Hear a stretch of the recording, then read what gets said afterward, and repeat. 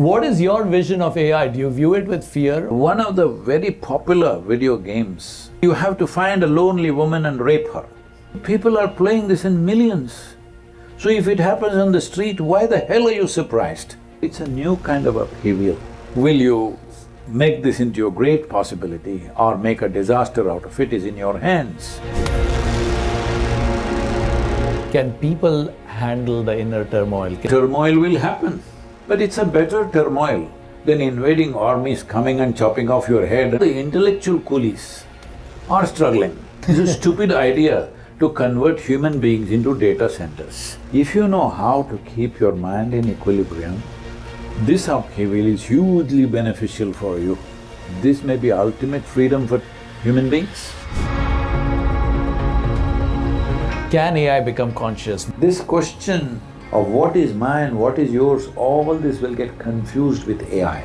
That's the thing I'm so excited about. Should we slow down the technology? No, we must speed up the human beings. 25% and 30% will become serious addicts of alcohol, drugs. Another 25% will do fantastic things. I'm just saying how to increase that percentage. If we handle this right, we'll have a super fantastic world. Jananam sukadham maranam karunam milanam maduram smaranam karunam kalavashadiha sakalam karunam samayadipate akilam karunam.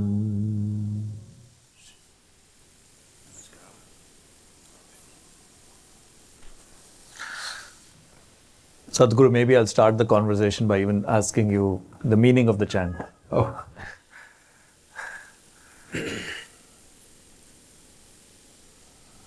I'll kind of paraphrase, not go word by word. Sure. Essentially, birth is joy. When a child is born, the child cries. Initially it's silent, you slap him on his backside, he cries. And everybody laughs. Hello? When the child cries, everybody laughs. But how to live in such a way that when you die, people don't laugh? It's very important. Hello? When you cried, everybody laughed because it was a joy for them. When it was silent, they were held their hearts. The moment the child cried, people laughed. So birth is joy. And death is compassion.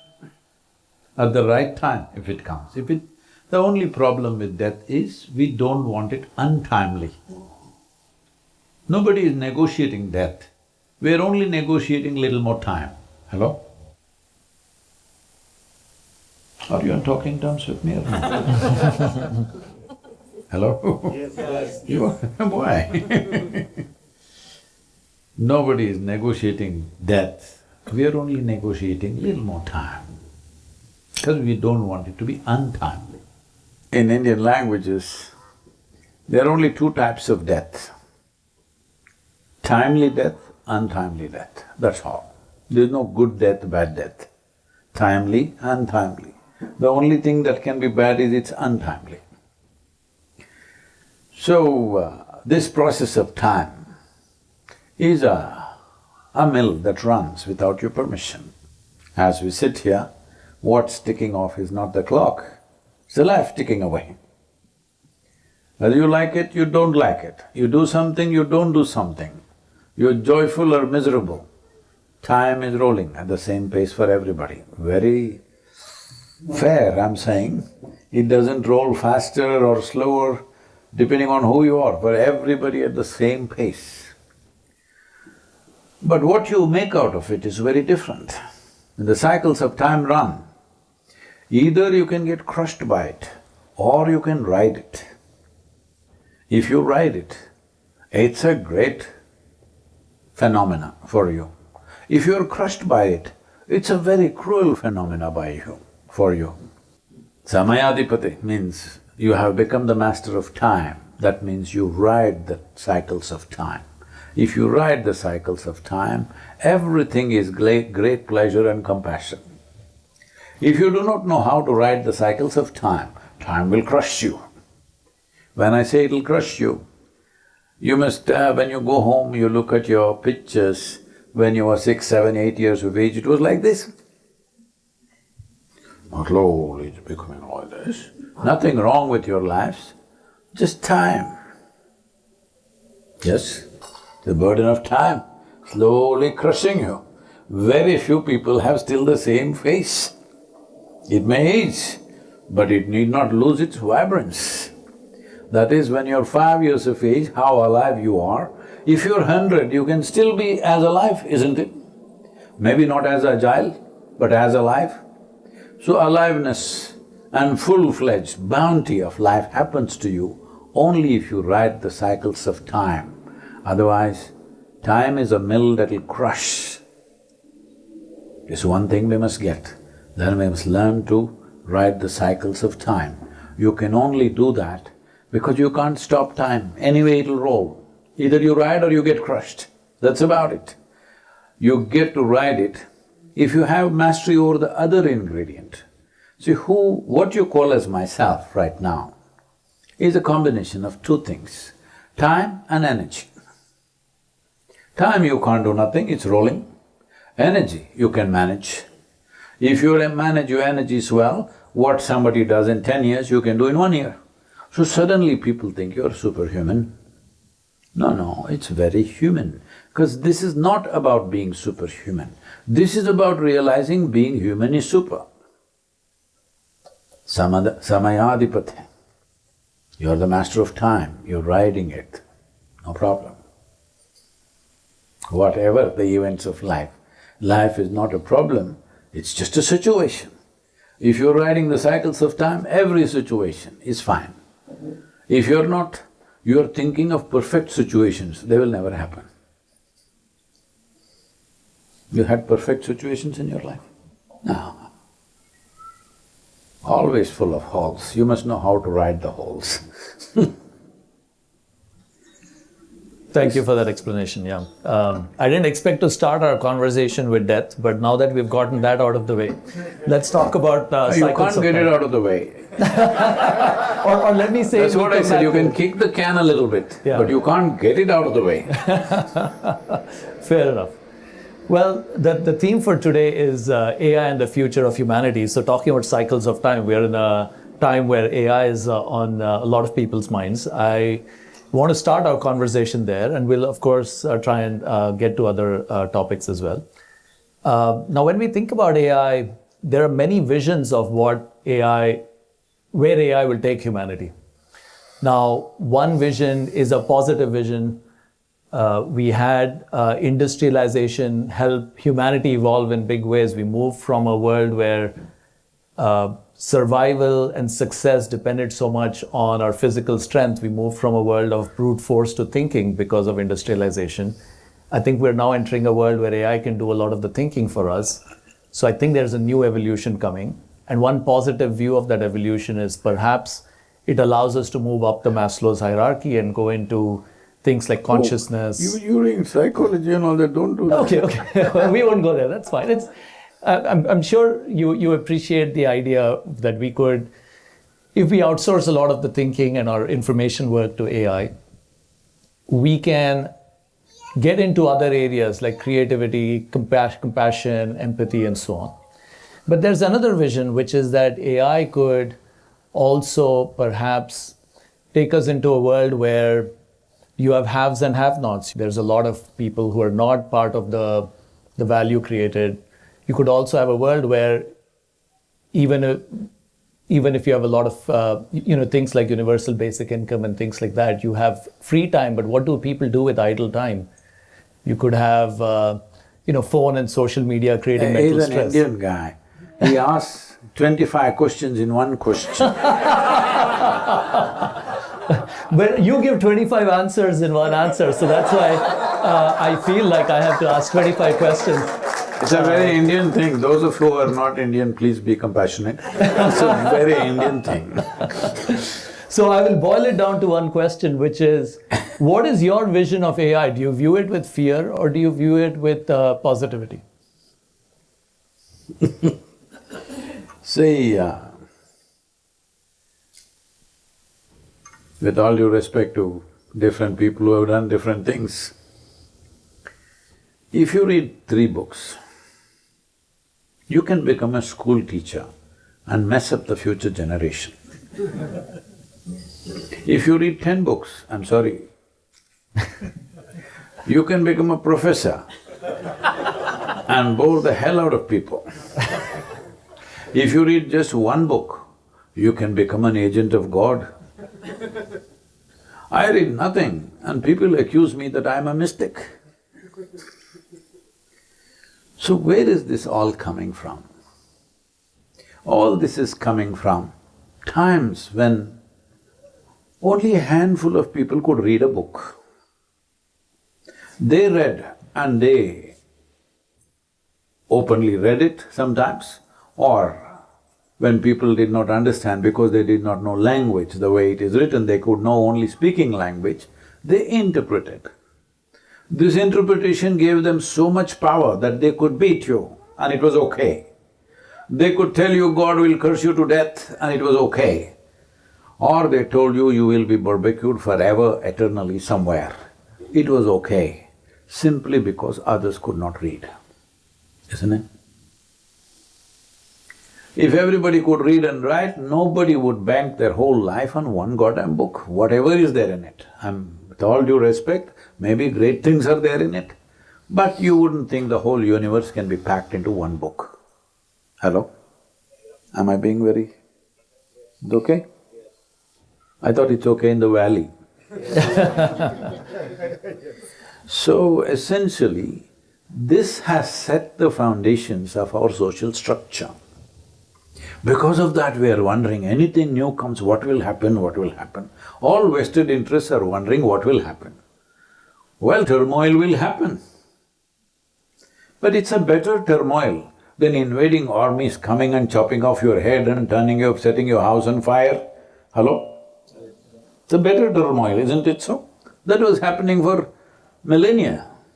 That's how the societies lived. Now this is a new turmoil, you're struggling with it. This struggle is, it's classic. If I can narrate a small incident that happened. Well, how many of you from Mumbai? Anybody from Mumbai? Too young, Sure. In 1972 or 73, the largest vessels that came into Mumbai at that time were 120, 125,000 tons. Today it's all 250,000 plus, the vessels that travel the ocean. They used to unload this physically, sack by sack, approximately 26 to 28 days of unloading. So the coolies developed muscles and they did unloading. First gantry was set up in Mazagon docks in Mumbai. They all went on strike because this machine could unload in 24 hours. What are we supposed to do with our muscle? We built this muscle, we have been unloading vessels, we take 26 days, you unload in 24 hours. What are we supposed to do? Over 3.5 months, Mumbai was paralyzed with this strike. Well, today aren't you happy that all the hard physical work of digging and lifting and doing this and that is done by the machines? Or would you like to grow big muscles and push these rocks up? We've done that for millennia, and when we found ways that machine can do it, are we not too happy? Now the intellectual coolies are struggling. They may go on strike also. We shouldn't allow them because these are just intellectual coolies. They're lifting data in their head. It's a stupid idea to convert human beings into data centers. inefficient and stupid. Hello? I've been saying this from day one for 30, 35 years. People thought I lost my head. I said, you need to lose it. If you don't lose it, you will be imprisoned in your own skull box and you think that's the entire universe. Now I'm very glad. Should I tell you my first experience of machine learning? Please, yeah, very curious to hear. I was just 12, 13 years of age, I think. So in our school, somebody brought, rich kids, they brought one machine. It's a flat bed calculator, Panasonic. There are only two brands in India, Panasonic and Sony. Sony is very expensive, 120 rupees. Panasonic is 90 rupees.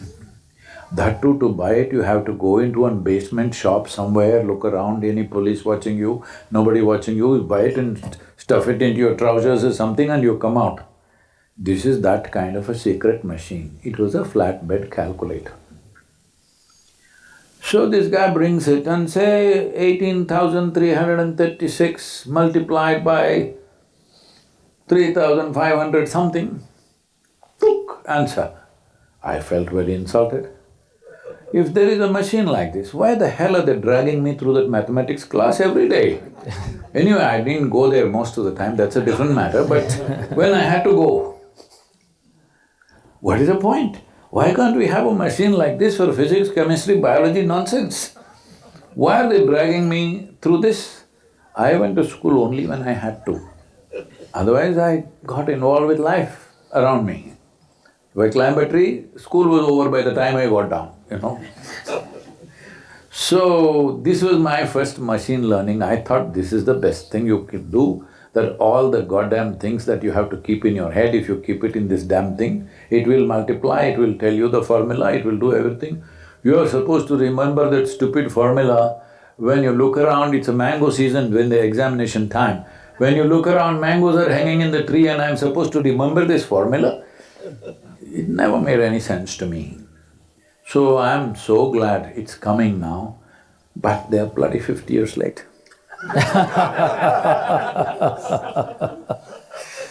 Fair enough. You did give me 25 answers there, by the way. But I will try and see what this does for my thinking and posture as well. So Wrong I'll try leg. that.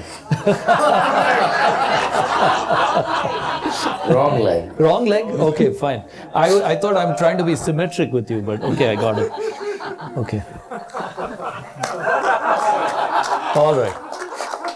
Let's see what this does to my thinking and questions. I like something very interesting you said, which is that, I'm going to paraphrase what you said, we are not data entry people or something along those lines. It reminds me of a quote. I'm saying you're a lousy data center. Yes, fair enough, yeah. I like that quote. Reminds me of something that French mathematician René Descartes said, which is, I think, therefore I am. Oh my God. Well, you say similar things, but in different ways. But No, don't deep, accuse deep me things. of… See, no, let me put this into context. Okay. Descartes, whatever he said, this is a very big… I'm sorry if anybody, if you're here, it's a big European malice that they think thought is everything. And that's what I wanted to get into. Because you exist, you may think, isn't it? Yes. But because somebody is having a mental diarrhea, they think that because I think, I exist. No, because you exist, you may think. But now, because your thinking or thought process has become so compulsive, you think it's always. See, right now my hands are moving. If I don't want, I can just keep them here. But if it starts moving by itself, then you think Mr. Parkinson's is visiting me or somebody else is visiting me. Hello? Possessed by some guy, I don't know why they put their name on a disease.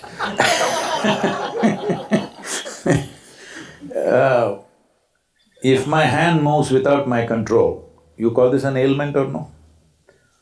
If somebody's mind moves without their control, is that an ailment or no? Absolutely. Yes.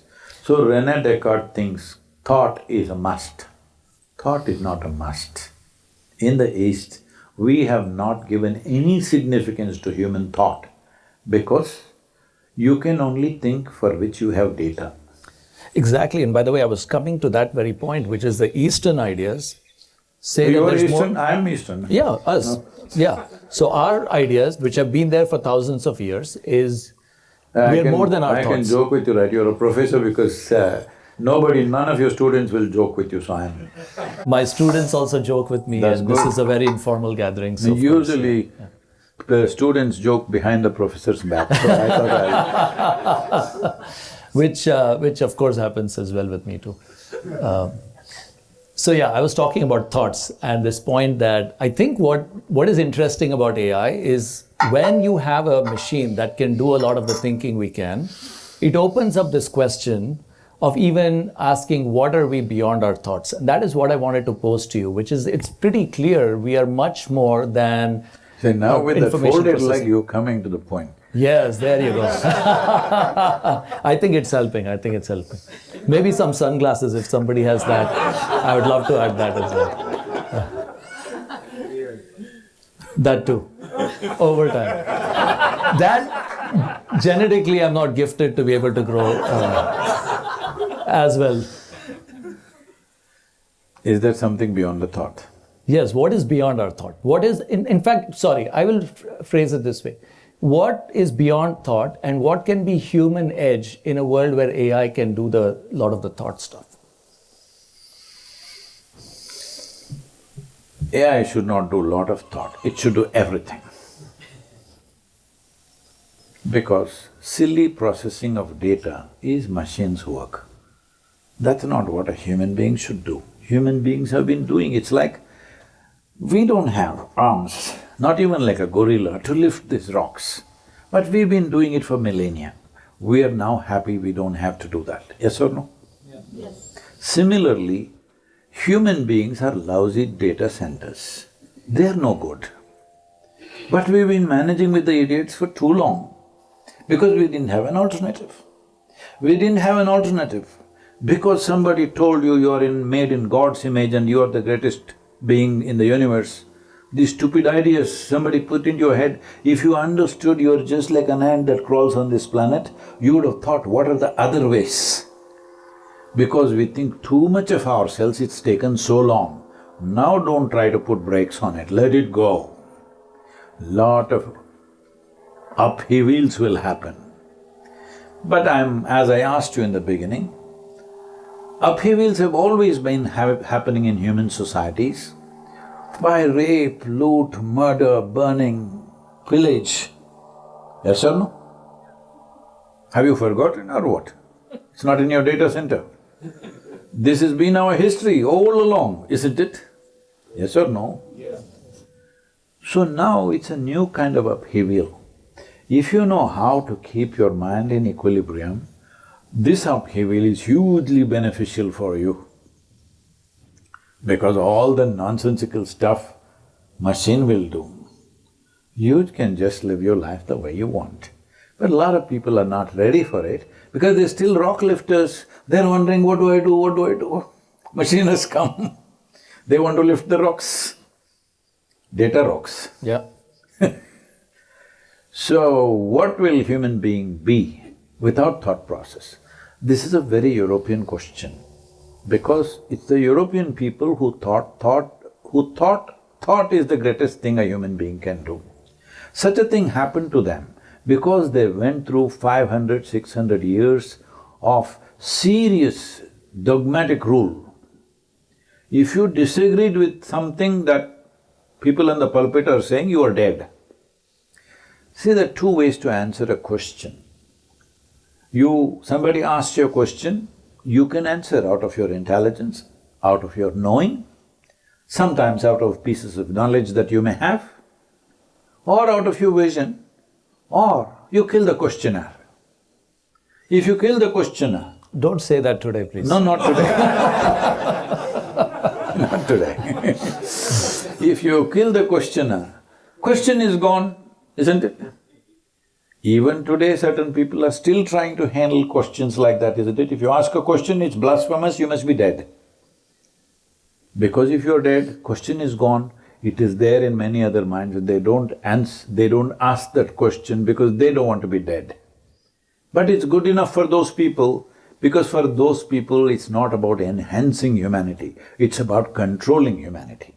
I think we have come to such a time that if we handle this right in terms of policy, technology will go. In terms of policy, if we handle this right, this may be ultimate freedom for human beings. But if we don't handle the policies right, this could become another phenomena of exploitation. The only problem is here, technology is moving at a certain pace. The policy makers are not moving at that pace. They neither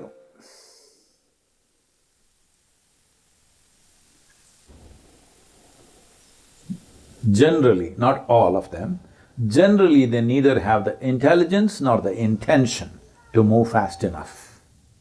That's the danger.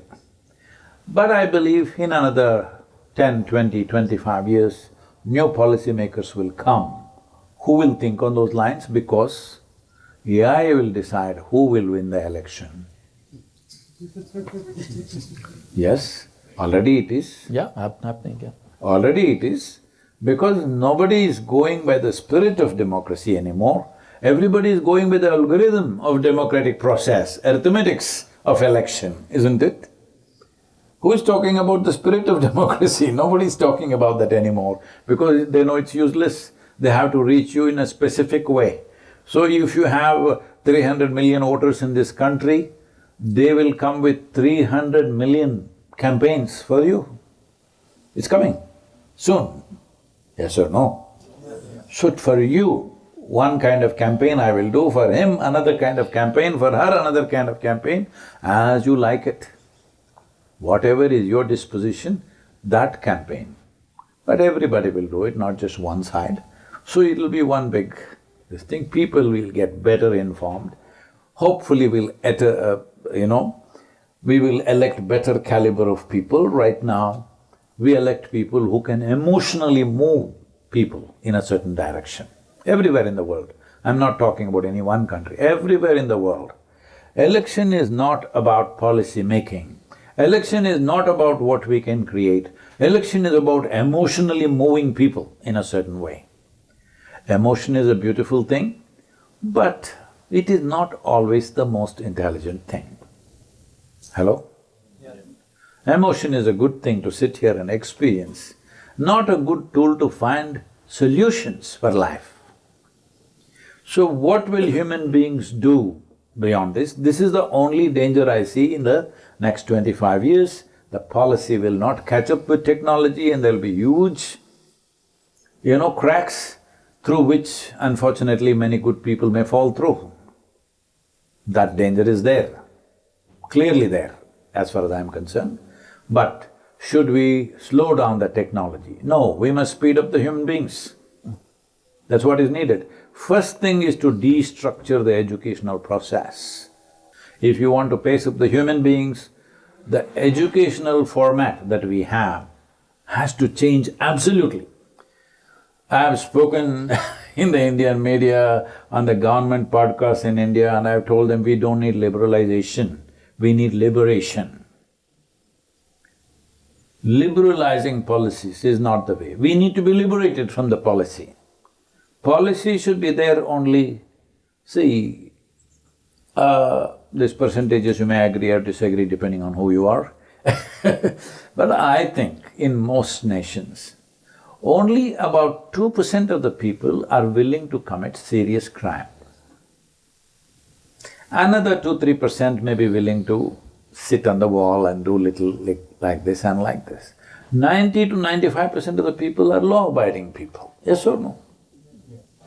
But you are making laws as if the whole society is a bloody bunch of criminals and you have to control them every day.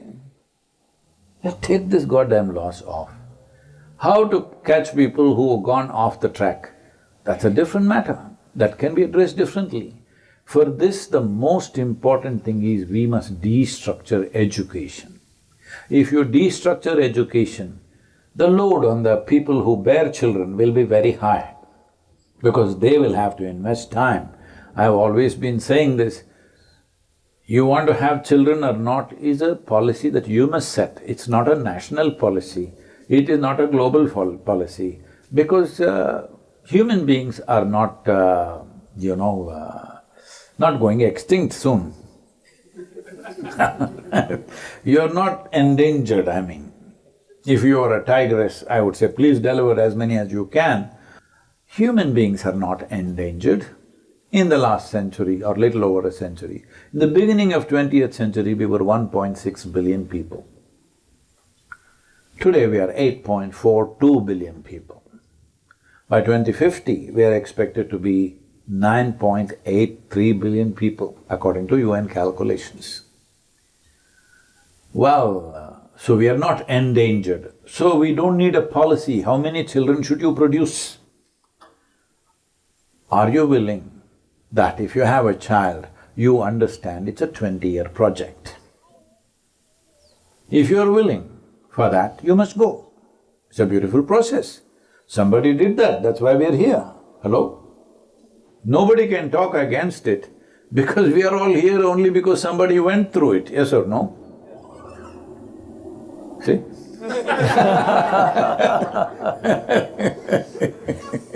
That was a note of agreement.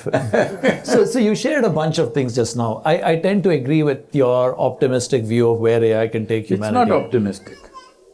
It didn't sound pessimistic to me. I said next 25 years there's going to be turmoil. Yes, yes. And I agree with that too. There's going to be a lot of turmoil. You made the analogy of automation, say at ports and so on, and we've seen turmoil with industrialization.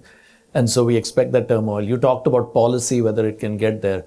Tell us a little bit more about, you also brought up, can people handle the inner turmoil? Can people handle what it means to not have work in the same way? See, right now a bunch of people are going to come with clubs or swords or guns and whatever and shoot up all of us or behead all of us and burn this house and do everything. People handled it, right? Hello? Yeah. Generations of people handled it or no? They handled it. If you can't handle this, you're unfit to be a human being. Nobody's threatening to slaughter you, they're just changing few things. You learn to handle and more benefit and things will come. Generally the talk is about the jobs, jobs, jobs. As if you're a politician. Why is everybody talking about jobs? Your life is not about a job. Human life is not about the toil that you do. Unfortunately, it's been that way because survival was so hard on this planet. Today, survival is better organized than ever before, yes or no? Yes. If you have the necessary money, you can go out, buy everything that you need for next 1 month, not step out of your home for next 30 days. Possible. Was it ever possible for any other generation? If you wanted water with 2 buckets, you had to go to the stream. That was another world. You can't even imagine how people lived with simple things. Simple things, if you open your tap, water comes, you've taken it for granted. No, every time you must bow down to the last 3 generations who made this possible for us, isn't it? Hello? If you turn the tap, water comes, hot or cold, as you like it. Was it ever possible in the history of humanity? No. So, all these things have happened. What it means is, our survival got better organized than ever before. What is the point of organizing survival like this? So that we don't have to bother about survival. We can create something else, isn't it?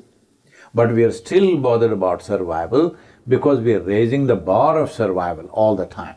Survival means 1 meal a day. Survival means 3 meals a day. Survival means 10 meals a day. Survival means whatever, Rolls Royce for you. Survival means now, billion is nothing, everybody's talking trillion these days. I'm saying by raising the bar of survival, you're showing how unintelligent you are. Because the idea of all this work is to see that we don't have to sit here and be bothered about survival. We can do something else which is not survival. That is when your human nature comes in. See, for all other creatures, If their survival is taken care of, their life is complete. Just look at them, observe them and see. If a tiger is here, is it okay if I can bring the tiger? Please. You've already killed the questioner. Bring the tiger, yes. You're a funny professor. Well, I have to adapt to the guru. By the way, I'll say this. When I'm usually interviewing somebody, I would, be thinking about what is their background, what do I need to be prepared for. In this instance, I was not, have to worry about, okay, in terms of spiritual depth, do I have it? But I was also thinking about, am I cool enough for the motorcycle riding, sunglass wearing guru? So I had to think about that too. You are. Thank you. He can't ride like me. Other things he may do. That would be, I'm sorry. The tiger. Tiger, yes. You're going to bring the tiger. If a tiger is here, if he eats well, his life is settled. A baby tiger, if he eats well, he will become a good tiger. He doesn't have to do anything else. He just has to find his food, eat well, he becomes a good tiger. You are born as a human being. How many things you have to do to be a good human being? Whatever you do, doesn't matter how many PhDs you get, how many accolades you get, whatever you get, still you don't know whether you are a really good human being or not. When you're just about thinking you kind of made it, your teenage children will tell you you're no good. Well, it's okay. So I'm saying, because their life is defined by nature. Nature has put 2 lines for their life. They live and die within those 2 lines. For a human being, there's no top line. This is the confusion. What to do, what to do, what to do all the time is a confusion because there's no definition to a human being. What is a good human being? No, some silly definitions they have, they themselves don't fit into it, but they make these definitions. Huh? Yes or no? Silly definitions are there, but human beings can't be defined. That is the beauty. We can't be defined means we are free to make ourselves whichever way we want for the given moment. But this is what human beings are struggling. The greatest gift that they have is, nature has not defined you, this is how you should be. If you take tigers, if you take 10 tigers, their personality differentiation may be 10%, 90% they are same tigers. But if you take a human being, we may be just 10% same, 90% we are different. So only 10% to some extent nature is defining our way. 90% we are free to mold ourselves whichever way we want. Isn't this a fantastic thing? But human beings are not suffering their bondage, as politicians have been telling you. No, they're suffering their freedom. It's a difficult ailment. You suffer the most precious thing in your life, what to do? So now, AI will multiply that problem for you. And I'm so happy. I'd like to open it up to questions, but before I do that, one last theme I want to explore with you.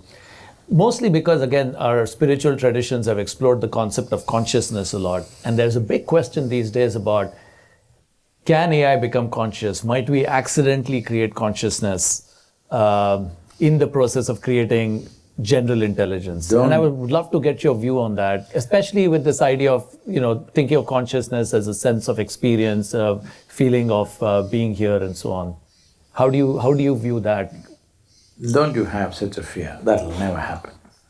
A lot of people don't like it, but I'm telling you, anything and everything that a human being can do from a knowledge base, a machine can do in future, including science, technology building, teaching, book reading and, interpretations of religion, science, everything it can do.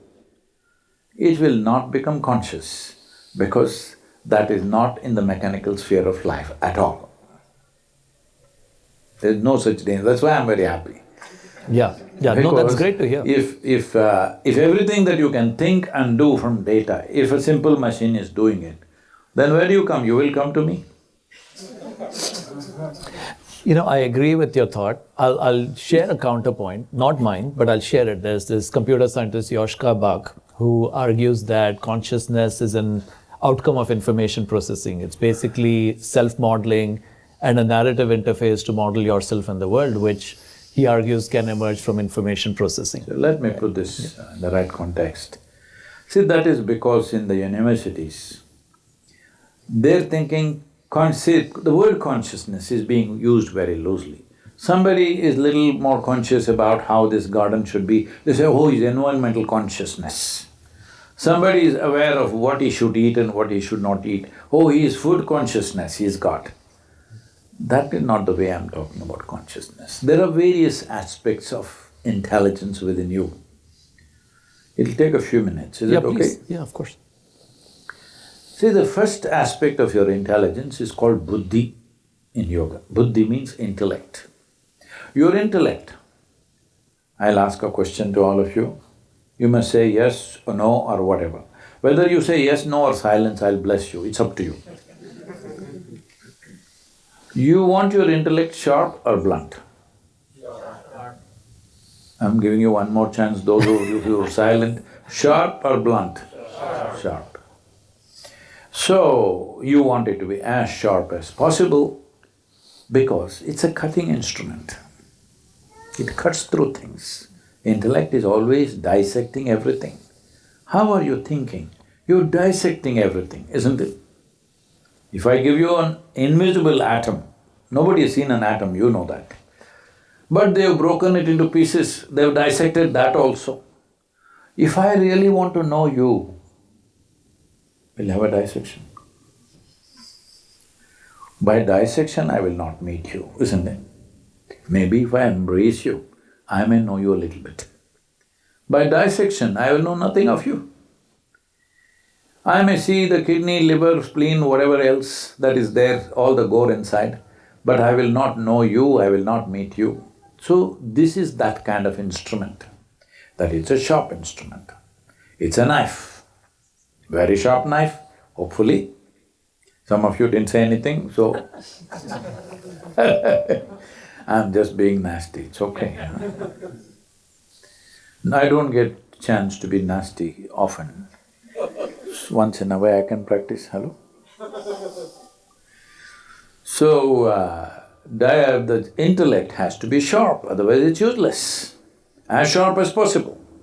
If an instrument is very sharp, how you hold it is very important, isn't it? Why we don't give a sharp knife to a child's hand? Not because knife is dangerous, because a child is not steady enough. He may cut himself or cut somebody else. But if you're little la kind, you cut yourself, intestines will come out. This is all that's happening. People think they are stressful because their job is like this, they're stressful because their family is like that. Arey, let me get you fired tomorrow, will you be walking happily on the beach? No, isn't it? So they are going through all this nonsense they call as stress, anxiety, depression, this one, that one, whatever kind of unpleasantness they go through, simply because their knife is pointed at them. They're not able to hold it like this, nor put it in a sheath. They are cutting themselves every day. If they had the brain of an earthworm, none of them would be stressed. Hello? And they would be eco-friendly too.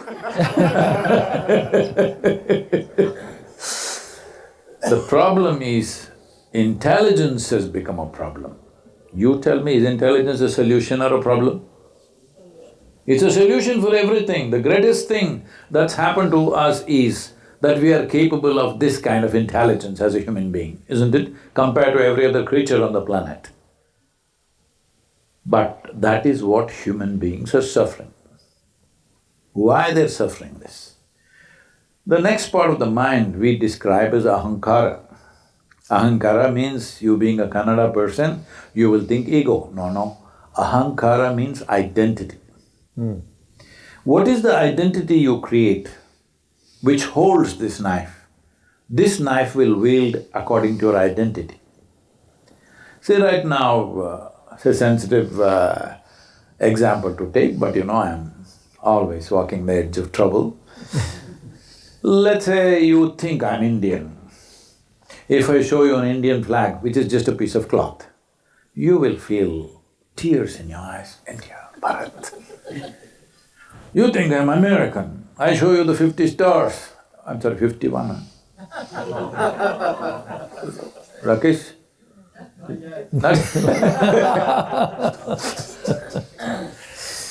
You will get tears in your eyes, willing to live and die for it and kill for it?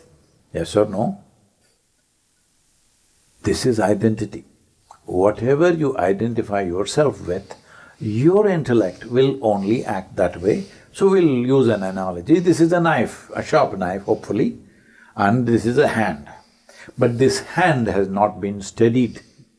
This hand has been manipulated by all kinds of divisive forces in the world, in the name of race, religion, nationality, caste, creed, nonsense, every kind of things.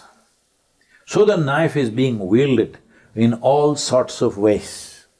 So this is why in Bharat, Bharat is another cultural name for India, now it's an official name once again. Here we decided if education has to be given to somebody, if somebody has to get educated, we saw education as empowerment. So if you have to be empowered, first thing that you need to fix is your identity. So at the age of 12, they were initiated into a process where you identify as a cosmic identity, Aham Brahmasmi. That means you identify with the cosmos, not with your nation, not with your culture, not with your religion, not with your race, not with any limited this thing. My identity is cosmic because we saw that empowerment of education should happen to only one who has an absolutely inclusive identity, that every life in the universe is included in that identity, otherwise you are a dangerous human being. Empowerment for someone with limited identity is a dangerous process. As you have seen, the first moment we can break the atom, we'll go and bomb somebody, we'll do something else, because there is no inclusive identity. So this is the second part which has been hugely neglected and we are paying the price for it in so many ways. It's good to see people of variety of cultures, you see people who look white, black, brown and every shade of that you can have in between. They all seem to be okay when you work with them and you live with them, otherwise they thought they're some kind of weird people. We have lived like this. Anybody who's other than your tribe, if they came, first thing we killed him and then investigated who he is. This is how human beings have lived for a long time, isn't it? So slowly that is changing but not rapid enough for the empowerment that's happening. That is the problem, that the huge cracks that'll appear may swallow up a lot of things. Very unpleasant things can happen out of it. One important thing is the whole economy can get sucked up to just top-heavy thing, to the first 1%, may suck up the whole economy. But then you will have to create universal income or something else where people don't have to work and they have to do things which are useful to themselves and to life around them, which will happen. In my estimate, there are percentages, if you're interested I'll tell you later, this is just my estimate. Looking at the present human beings, I see that, but leaving that. The second aspect of the mind is called ahankara, which is the identity. How you identify within yourself, that's how your intellect will work, that's what it will work for. I'm Indian, I'm American, I'm white, I'm black, I'm this, I'm that. If you identify, then your intellect works only that way. If your identity is much larger, includes all life, if not cosmic, at least if it's global, naturally your intellect will work for larger well-being. The third dimension of the mind is called manas. This is a huge silo of memory. When I say memory, see, I don't want to pick on you, you're a professor, I'll pick on somebody else. No, please, you can pick on me if you want. Rema, Yeah. sit down, it's okay. Suppose you liked it and you ate your cat food for next 1 month. Do you think you will become a cat? I'll become very fat. Okay, fine. That depends how much they're packing for a cat. Cat food means it's small for a small animal, you won't become fat. Okay, you may do little meow. I'm saying there is evolutionary memory here. No matter what you put into this, it will make it only into a human being, isn't it? There is genetic memory here. No matter what you eat, you'll be like this only. So there are variety of memories. We make these memories or classify these memories into 8 forms. Elemental memory, evolutionary memory, genetic memory, karmic memory, conscious and unconscious memory, articulate and inarticulate memories. These 8 forms of memories are there. This is a huge silo of memory. This hand is connected to huge silo of memory, here I hold a knife. This knife is a useless knife if continuously this data is not flowing through this hand. This hand is a hand of prejudice. If this data says something, this will either Indianize it, Americanize it, masculine it or femininize it, something it will do here depending on the identity. If this identity was limitless identity, a global or a cosmic identity, then the data would come here in a different format. Right now, this is the human problem. There is another dimension of intelligence within you, which we call as chitta, which is what should be called as consciousness in my sense. Because words are by usage, not necessarily by the dictionary, isn't it? How we use the word. We're using all kinds of words in daily language in America today, and it's becoming global also.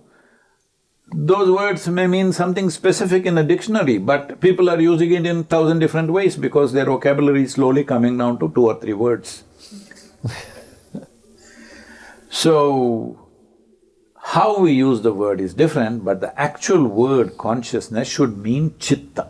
What chitta means is, it is a profound intelligence which doesn't have an iota of memory. This memory, this intelligence is here also, there also, everywhere. This is how the universe is happening. If anybody disagrees, see, this may sound very arrogant, but this is how I am. If anybody disagrees, they don't know. If any scripture disagrees, they don't know. Because I'm telling you this, because I don't know anything in the universe. I know only one thing. I know this piece of life from its origin to its ultimate. From this I'm telling you, this is consciousness, an intelligence which is not influenced by any kind of memory, an unprejudiced intelligence that all of us possess. But most people never look at that because right now they're just happy doing data process. You read 3 books more than me, so you are the smarter guy here. Or somebody else read 30 books more than you, he is the smartest guy here. Data centers, the capacity, that will become meaningless and I'm so happy about that. On that wonderful note, let's open it up to some questions. This is a possibility, this is a tremendous possibility. We are at a threshold. Will we cross into an absolutely fantastic possibility or will we try to make disasters out of that? It's left to us, especially technology people. Will you make this into a great possibility or make a disaster out of it is in your hands. You know, recently I came to know that one of the very popular video games, I don't know if it's going here also, in India it's going around, that you are traveling here and there and you have to find a lonely woman and rape her. And one of the big things that is, this thing is, a mother and daughter are traveling in a train. You have to rape the daughter and the mother without they knowing each other, without them knowing this is happening.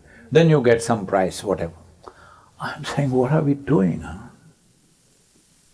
What are we doing? Is this technology? So people are playing this in millions.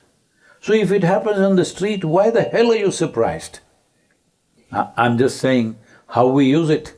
So this is why people who are competent, people who have capacity to do things, should have a larger identity is very, very important. Otherwise, these are the byproducts we produce, or this may become the main product. That's the biggest problem, okay? This may become the main product of what we produce. So this is why all the technology people should be initiated into powerful forms of meditation which takes you beyond your physiological and psychological identities. It must happen, otherwise we will use our capabilities in a way that it'll destroy us.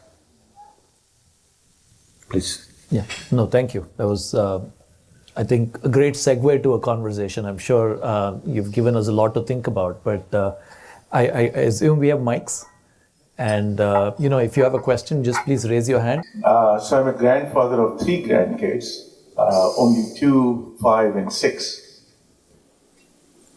If this vision of AI that you have and we have becomes true in the ideal world, I can't perceive that they will just be climbing up the mango trees and spending their days just, wandering off into the world. You are 1 in 8 billion people who became Sadhguru, which is absolutely amazing thing that you have. And you can survive just being a Sadhguru. What would you recommend we do with our grandkids? What kind of education should we give it to them so they also grow up in this new era and be successful? See, the life process happens like this. Whether it's a mango tree or you don't go up a mango tree only for the mangoes. We went up the mango tree even when there were no mangoes.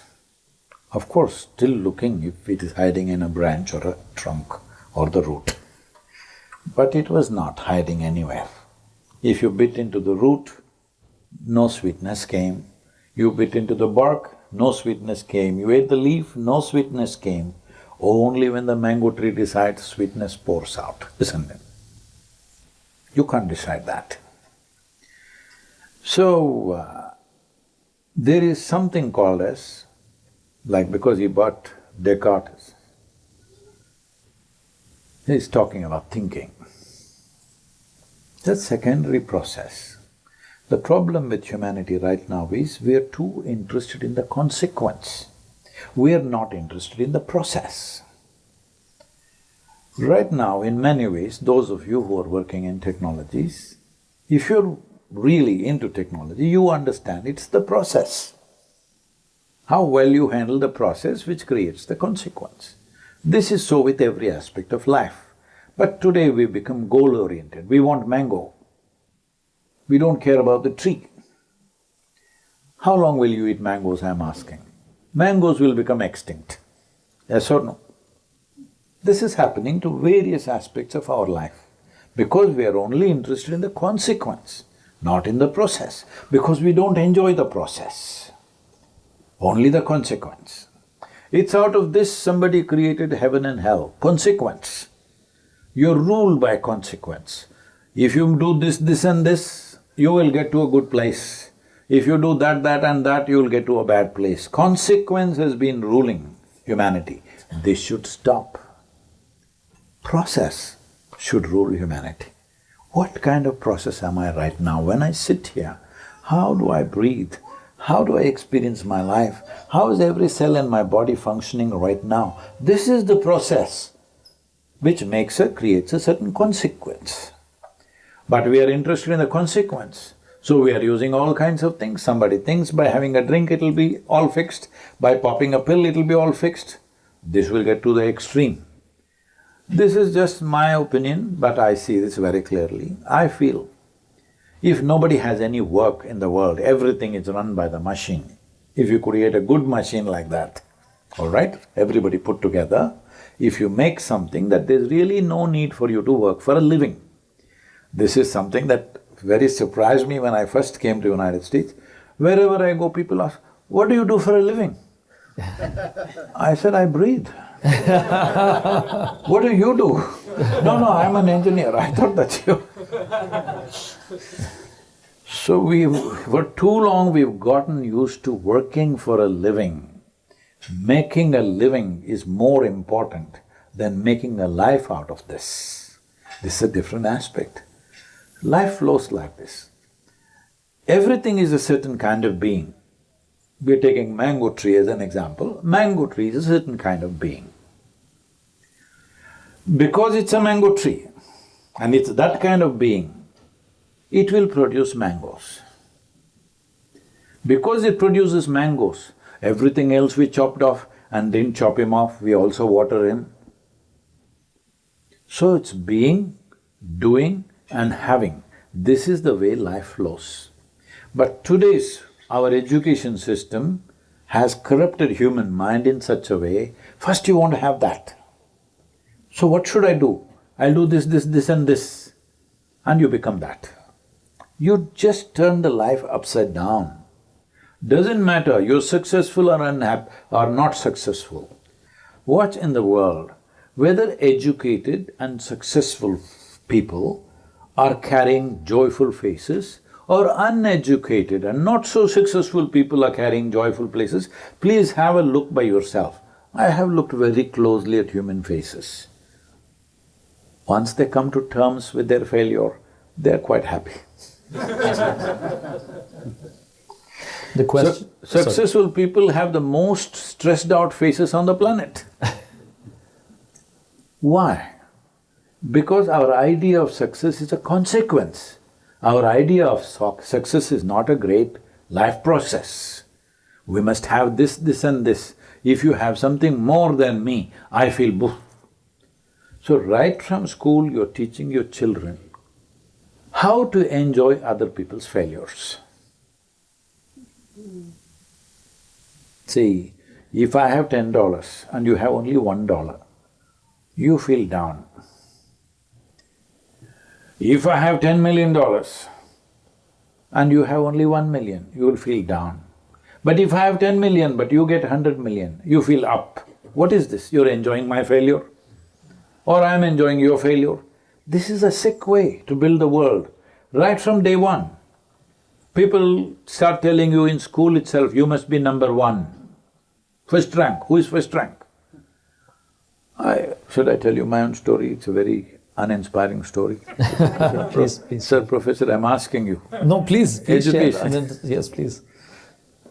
When I went to school, first of all, I never understood why the hell I am in this place. Nobody explained to me. I went to school at a time when my attention was in a certain way.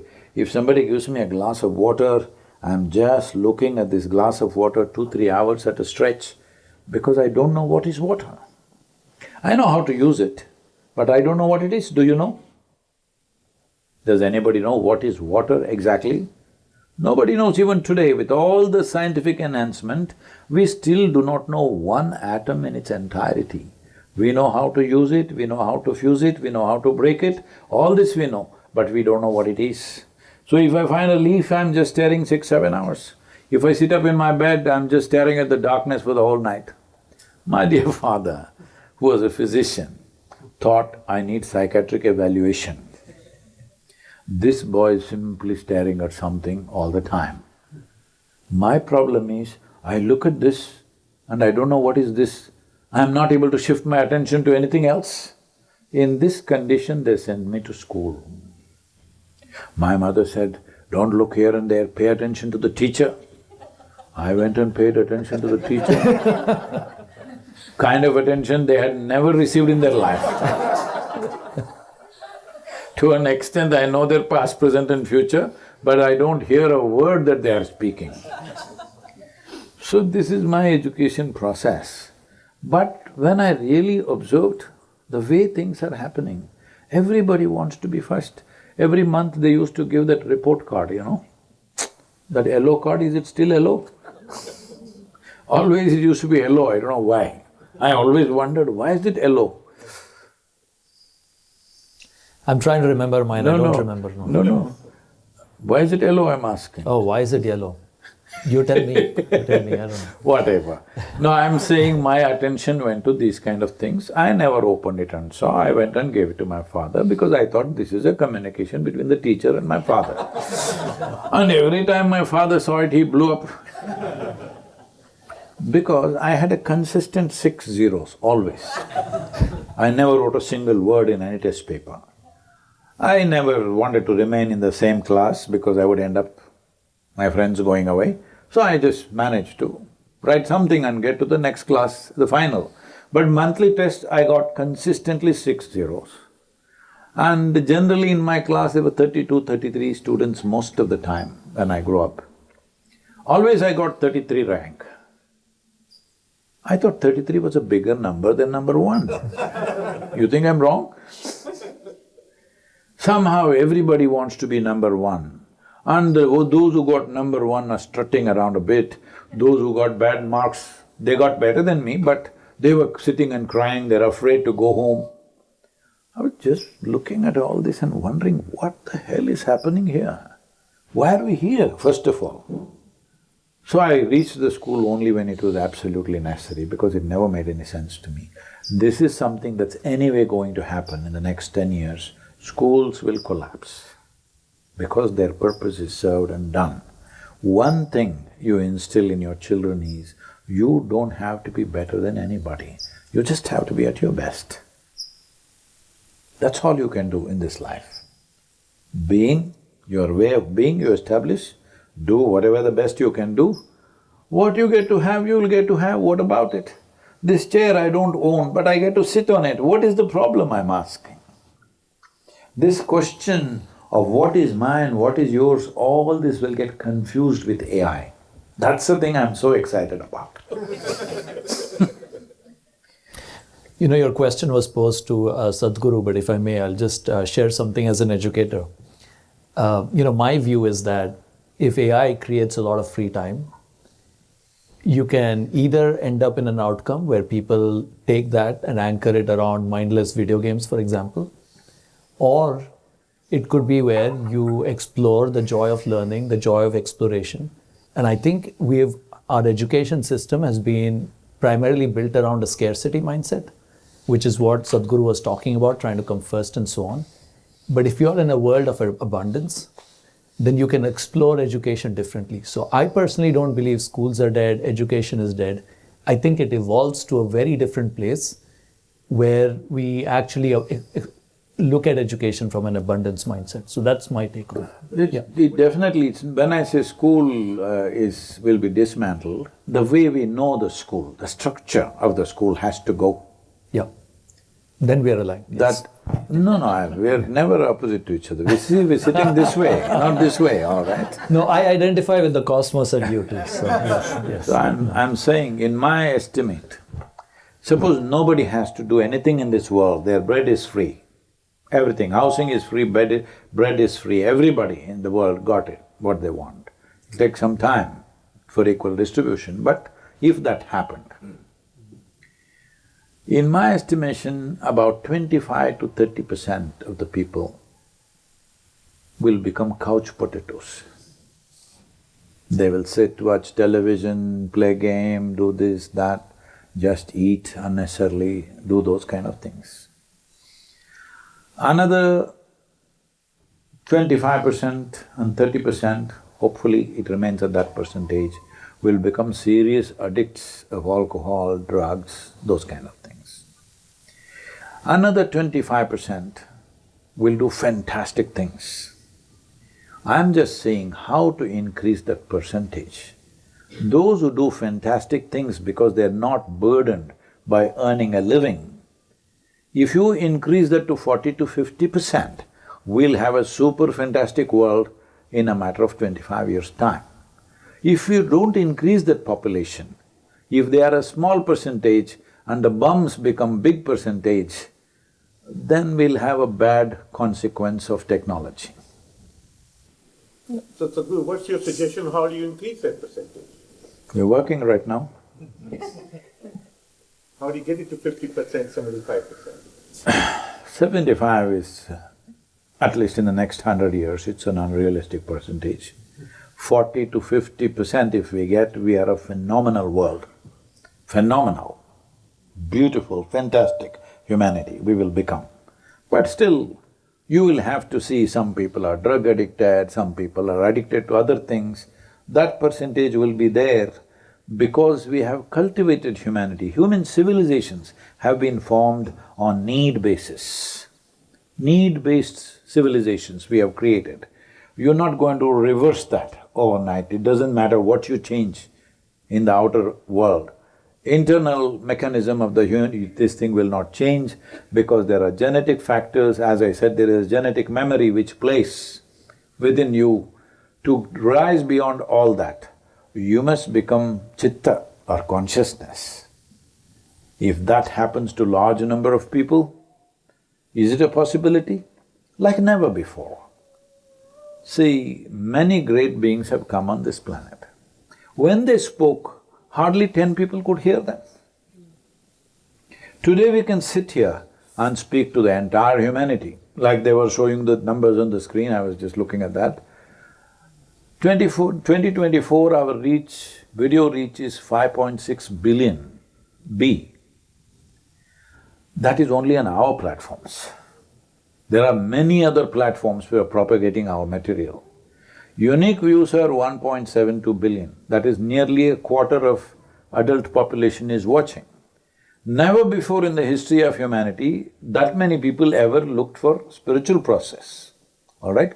Consciously, no sword held to your throat, you must listen otherwise we'll cut your throat. Because religion has been propagated with sword, isn't it?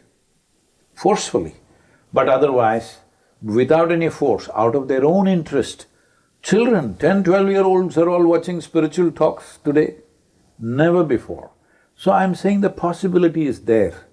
But between the possibility and reality, always there is a distance.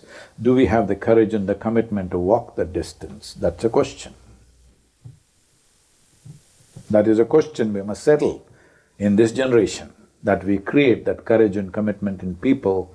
What is their well-being? They're willing to walk towards that. It may take some effort.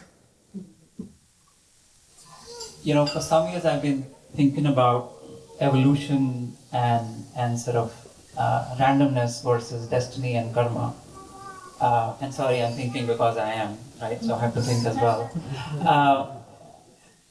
But just this question got extended. If this one thing goes, all your questions would be answered, that is, I have to think. You don't have to think, you can think. If that much option comes within you, the question you're asking would be answered by yourself. Ask it anyway, please. So a few weeks ago, me and my wife met with a major auto accident. We were lucky to come alive with very light damage. Technology worked beautifully, right? The car, crumple zones, seat belts, airbags, everything worked. Nothing, or very cosmetic injuries. I could say providence, which saved us, but I've been thinking, is it just randomness that just the way the accident happened, we came out lightly? So I just wanted to get your views about destiny and karma versus evolution. Versus bad driving? Could be that as well, yeah, absolutely. Just judgment, whatever.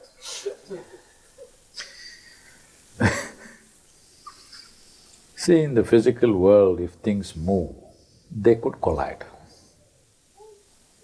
If here, we are going out, if we move in a certain way, we'll collide with each other, isn't it? Don't bring all kinds of philosophy and mysticism to this. It's a simple thing. Two physical things are moving, it's always possible they could collide. How well coordinated they are could avoid collision. If all of us following the traffic rules, they're made to see that we don't collide. Hello? That's a way, isn't it?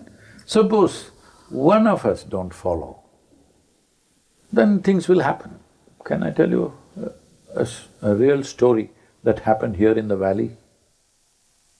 What's your name? Can I? Some time ago, Shankaran Pillai came to Silicon Valley. Hey, he's a technology guy, you didn't… What? And he came here because His son had married a local American girl. They're living in the valley. So he came to visit. Then he looked around and he prides himself to be a good driver. If you have driven in India for 20 years, you must be an excellent driver. Otherwise you won't be living. So, the son-in-law had a Corvette. But of course, he takes his Tesla to the office. You know, everybody drives an electric car to their office, but they have a beast parked in the garage. So, he asked this American daughter-in-law, "Can I take this car for a spin?" He said, "Of course, Dad, you can, but do you have license?" "Oh, I have an Indian license which is international." He said, "Okay, how can she say no to father-in-law?" Boom, he roamed, he fired it up and drove. Then the daughter-in-law was little apprehensive or anxious the way he took off. Then she was looking at the traffic news and then she called him and said, "Dad, there's a problem. There's some insane guy driving on the opposite side of the road. Please be careful." He said, "What? One guy? Everybody is insane, everybody is driving on the opposite side of the road out here." Some things can happen like that. So, accident.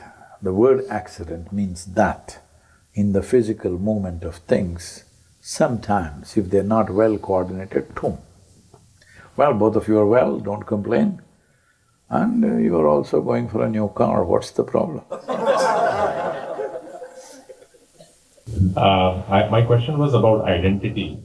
As someone, who grew up in India and came here for grad school, and I've seen many of my friends who came with me also make different choices about identity. So, my question was like, how does identity evolve over time? And is it about the attachment we hold to certain things, like it should maybe country, some ideas, other mental models? If you could throw some insight, that would be helpful. See, when you spend a part of your life in one country or one culture, then move to another one, there will be in your emotion, in your thought, there is some conflict about where do I really belong. You must rise beyond that struggle because it's very important that we learn to appreciate the differences. Just imagine if the whole world, every human being around you, including those in your family, were exactly like you. Could you live there? Hello? One more guy like you, can you live in this world? That's what I'm asking. Everybody is different, that's what is best about this world, isn't it? Politicians, religious people, military leaders, they're all trying to create same kind of people, always. But they have failed, fortunately. They have not succeeded in creating uniform kind of people. Uniforms we can create, but people we could not make. Aren't we glad? Even in your home, if you have two children, you're trying to make them just like you're a big failure, I know, because it never succeeds. Each one becomes their own way. Well, so you don't have to struggle between two nations, what to do? You shouldn't belong to any nation, that should be the future with AI and all that, all right? Nation means we've cut the planet like a cake into many, 200 and odd pieces, and we want to cut it further. And each piece wants to have their own army, want to have their own nuclear arsenal. What the hell are we planning for this planet? The cutting should go because, see, those of you who are American, born here and grown up here, you may not understand the problem that I'm talking about. You do to some extent, but not to the same extent. Indians who come, India was partitioned just 70 plus years ago. There are still people living who were there before partition. They just can't understand. Because when the partition lines were drawn, they were drawn on the map, nobody went there and drew it. There have been situations, villages are cut into pieces. There are situations where one half of your home is in Pakistan, one half of the home is in India. What do? Create an army between two parts of the house? But I'm saying it's that ridiculous, this whole goddamn thing about national boundaries being sacrosanct must go, but it can only go if there is some kind of economic parity, otherwise it'll not happen. With economic disparity being at the scale at which it is, it's not possible to wipe out the boundaries. Yes or no? Yeah. It's simply not possible. Idealistically you may think so, but it'll not work. So the most important thing is to bring economic parity. I believe if we are smart in this generation, otherwise at least in the next generation, this AI could bring reasonable levels of economic parity. That is the way we can wipe out the boundaries on this planet. These silly lines that we have drawn and we believe it's absolute, these lines must go. It is there in the geography, unfortunately, but in your minds and hearts it must go today. Hello?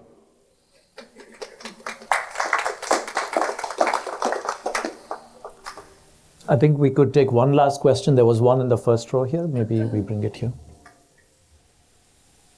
And I know there were many other questions, but we could do those offline because the hosts and organizers started on time. I want to at least end close to time.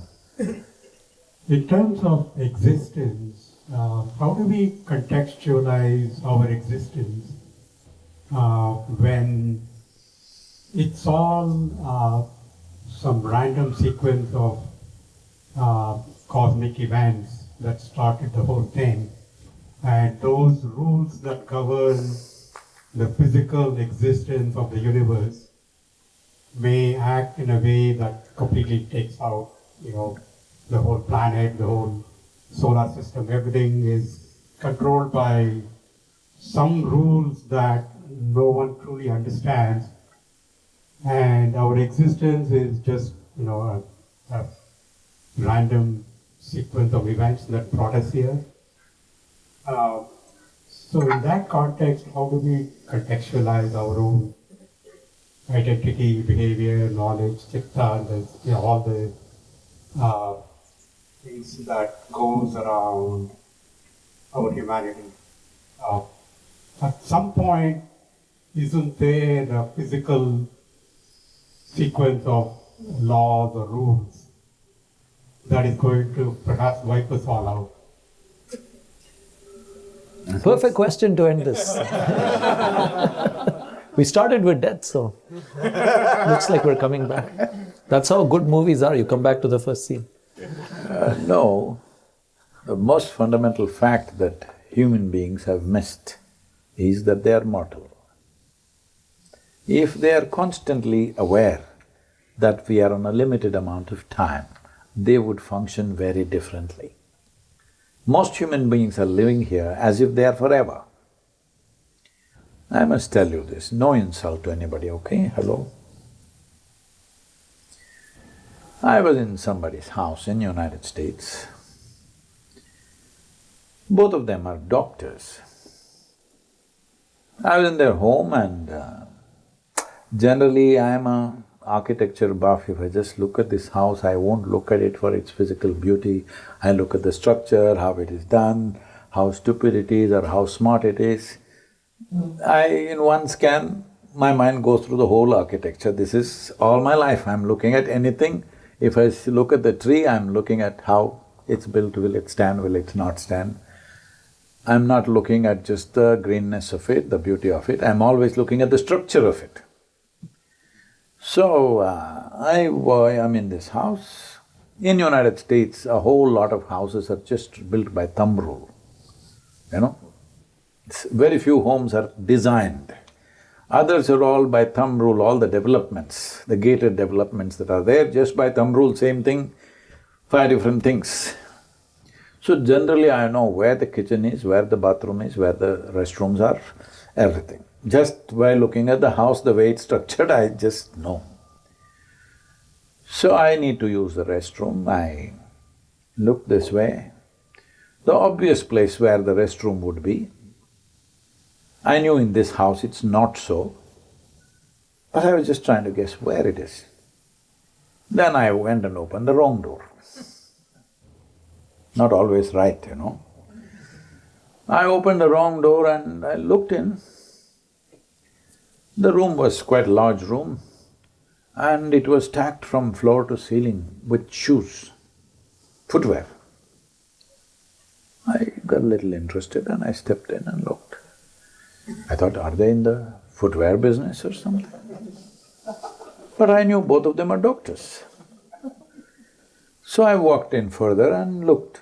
Then I noticed all of them were ladies' footwear. There was only one woman in the house. They had 2 sons, but only one woman in the house. I thought, wow, maybe they're in business. By then the lady came into the room. Sadhguru, Sadhguru, what are you looking for? No, I was looking for a restroom and I just opened the wrong door. And what is all this footwear? She said, no, Sadhguru, please come, I'll show you the restroom. I said, but what is so many footwear? There are at least 700 to 800 footwear. She said, no, Sadhguru, you come. I said, this is all yours? 800 footwear you wear? I can understand. You want one for walking, one for jogging, one to the office, one to the golf course, one to this. You're a woman, you want all the 7 colors in the rainbow. Okay with me, 25. 800 how do you wear? How do you even choose what to wear today? You know, I just want to know what makes you keep 800 footwear? Because she was a very one kind of karmic person, I said, you planning to come for 10 lifetimes or what is it? I thought you are with me so that you don't come back again and again. What is this? You have stored up footwear for 10 lifetimes. Because if you walk for 10 lifetimes, you can't wear out these 800 pairs of footwear. This was bothering me. Why would anybody want… what drives somebody to buy 800 pairs of footwear? Then I met a guy who is the CEO of one of the major footwear companies in United States. I asked, why would they buy 800? No, Sadhguru, that is because that's the only thing she can buy the same size throughout her life. I said, okay, I got it. So what random things are driving? See, this is all people who are looking at life with keyhole vision, making theories all the time. And their theories keep changing every 2 years, you know that. The faster science evolves, quicker the theories will change. You will never say, I was totally wrong last time and now I got it right. You will say, that was right and we evolved into more right. That was the truth, but this is more true. Hey, what is that? So, this is what we've just kind of touched upon this. What is inside and outside is the same intelligence. What makes this plant flower, what makes you think in a certain way is the same intelligence. What converts a piece of bread into human body in a matter of few hours, same intelligence. What runs the whole thing is the same intelligence. Immediately you will conclude, oh, so there is a God sitting up there.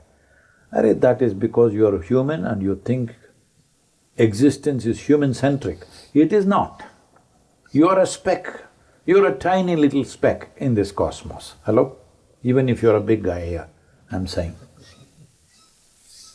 Neither this men of science, nor men who people claim that I'm man of God, both the people don't know where the cosmos begins, where it ends. Isn't it so? Huh? Hello? Am I insulting anybody? Men of science and men of God both do not know where it begins, where it ends. We just keep on creating theories and things. It's like this. Suppose there is 1,000,000-piece jigsaw. You found 5 pieces. Being Indian, you make it and say, this looks like an elephant. Well, you got only 3 pieces or 5 pieces of the 1,000,000 and you're making a picture out of it. Please don't. That's not how it is. It's very, very extremely important when it comes to the universe and creation and life itself as a life process. You must come to this level of sincerity. It doesn't matter what scripture you've read, what science you've read, whatever you have done, you still don't know where you came from and where you will go. Is it a fact or no? You can assume. You can believe one thing and say, I'm theist. You can believe another thing and say, I'm an atheist. Both are the same people who don't have the courage to seek, to admit that I do not know. I do not know is a tremendous possibility. Only if you see I do not know, seeking will arise within you. It's the nature of human intelligence. If you genuinely see I do not know a damn thing about myself or this universe, it will not sleep for a moment, it will seek. If the seeking and the longing to know comes, knowing is not far away because the nature of the universe is such. The way an atom is made, that is the way even the cosmos is made. It's just a complexity and sophistication. The way an amoeba is made, that is the way you are also made. It is just the sophistication and complexity. So if you know this, you know everything by inference, because this is the way everything is made. And you must understand this. Right now, do you see me, sir? Do you see me? You do? Use one finger, point out where I am. Very easy to… No. Say, you don't know I am a mystic from southern India. This light is reflecting on me, going through your lenses, inverted image in the retina. You know the whole story? Where are you seeing, sir, right now? Within yourself. You're seeing me within yourself, isn't it? Where do you hear me? Within yourself. Where have you seen the whole world? Within yourself. Everything that you know is only within yourself. Pain and pleasure has happened within you, joy and misery has happened within you, agony and ecstasy has happened within you, even light and darkness is happening within you. So everything that you know as the world, everything that you know as life, you know it only the way it has happened within you. When this is the case, shouldn't this get little more attention, sir? We're too busy wanting to conquer the world. Is it not important? This machine which is creating a whole experience of life for you should be looked at. And even the so-called computer, spacecraft and your AI is also just a drop of this, yes or no? Hello? Hello? It's also just a drop of this intelligence, isn't it? If you look deep enough into this, you will see nothing is random. Everything is perfectly coordinated. Even that guy crashing his car. You won't like it, but… or you'll like it because he's absolved of the blame. Bad driving is a consequence, has consequences, isn't it? It can happen to anybody, one moment of not being alert. You should stay on two-wheelers, then you know, one moment you're not there means, you either broken bones if you're lucky, or you're gone. You know? By the time I was 35, 13 of my friends who were close to me all died. I was just looking back, why these guys died? Most of them on motorcycles. Some of them drank too much, they did something else and they died. But before they're 35, they passed. Is it some random act? No, that's the way they're living. This is why the fundamental thing about the civilization where you come from is, we said your life is your karma. The word karma means action. Your life is your making. The way you are right now is your making. So many situations might have influenced you, but still it's your making. Have you seen? In the same given situation, somebody is doing wonderfully well, another person is suffering like hell in the same given situation? Yes or no, every day? Happening or no? Hey, what happened to you? Happening or no? Yes. It's happening, because this is your karma. Right now, how your life is shaping up, what is happening, what is the nature of your experience sitting here is entirely your making. But you should not forget that in this cosmos, your solar system that you're concerned about, because they're telling you asteroids are coming, they've been coming for a long time. This solar system is a tiny speck. In that speck, planet Earth is a micro speck. In that micro speck, Silicon Valley is a super micro speck. In that, you're a big man.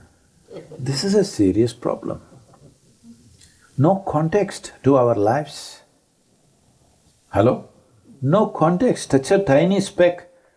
He is given an opportunity to sit here and all of us can gossip whatever we want, we can eat what we want, we can crash our car if we wish. Isn't it fantastic? Though we are a tiny speck that tomorrow you, me, planet Earth and solar system itself evaporated, nobody notices in the rest of the cosmos. It's that tiny speck, isn't it? Hello? But somebody boosted your image and told you, God has a purpose for you. Hey, how do you know God knows that you exist? Do you know how many ants are there? Kamal, do you know how many ants are there in your garden? Many. Forget about the microbes. So this is all rubbish that's been sold for a long time. Why I'm so excited about AI is, it'll destroy all this rubbish. Thank you very much.